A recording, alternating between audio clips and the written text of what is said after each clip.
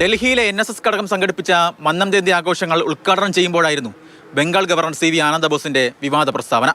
ഗവർണറായി ചുമതലയേൽക്കുന്നതിന് തൊട്ടു മുൻപ് മന്നം സമാധിയിലെത്തിയെങ്കിലും പുഷ്പാർച്ചനയ്ക്കുള്ള അവസരം നിഷേധിച്ചുവെന്നും കാവൽക്കാരനെ കാണുന്നതിന് വേണ്ടിയല്ല പെരുന്നയിലേക്ക് എത്തുന്നതെന്നും സുകുമാരൻ നായരെ ഉന്നമിട്ട് CV ആനന്ദബോസ് പറഞ്ഞു. അദ്ദേഹം എൻ്റെ കാറിൻ്റെ അടുത്ത് വന്ന് കാറിൻ്റെ ഡോറൊക്കെ തുറന്ന് സ്വീകരിച്ചു, എനിക്ക് ചായ തന്നു, എന്നോട് സംസാരിച്ചു, കാറിൽ കയറ്റി തിരികെ അയക്കുകയും ചെയ്തു. സമാധിയിൽ പുഷ്പാർച്ചന നടത്തുന്ന കാര്യമൊന്നും പറഞ്ഞില്ല. അപ്പോൾ എനിക്ക് സമാധിയിൽ പുഷ്പാർച്ചന നടത്താൻ അവകാശമില്ലേ? ഈ കാവൽക്കാർ ഒരു കാര്യം ഓർക്കണം, ഗേറ്റ് കീപ്പേഴ്സ്, അവരെ കാണാനല്ല ജനങ്ങൾ വരുന്നത്. എന്നാൽ ആനന്ദബോസിന്റെ ആരോപണങ്ങളെ പൂർണ്ണമായും തള്ളുകയാണ് NSS general secretary G. Sukumaran Nair. അങ്ങനെ ഒരു സംഭവം പോലും നടന്നിട്ടില്ല. നിലവിൽ ആനന്ദബോസ് നടത്തിയ പ്രതികരണത്തിൽ സംശയമുണ്ടെന്നും സുകുമാരൻ നായർ മാതൃഭൂമി ന്യൂസിനോട് പറഞ്ഞു. അദ്ദേഹം എന്തെങ്കിലും മനസ്സിൽ വെച്ചുകൊണ്ട് പറയുന്നതാണോ സംശയമാണ്. അല്ലാതെ ഇങ്ങനൊരു സംഭവം ഉണ്ടായിട്ടില്ല എന്ന് ഞാൻ തീർത്തു പറയും. ഈ ഗേറ്റ് കീപ്പർമാരും അങ്ങനെ തുടങ്ങിയിട്ടില്ല അല്ലേ? അവർക്കങ്ങനെ പറയാൻ ഒക്കത്തില്ല. അവർക്ക് കർശനമായ നിർദ്ദേശം കൊടുത്തു.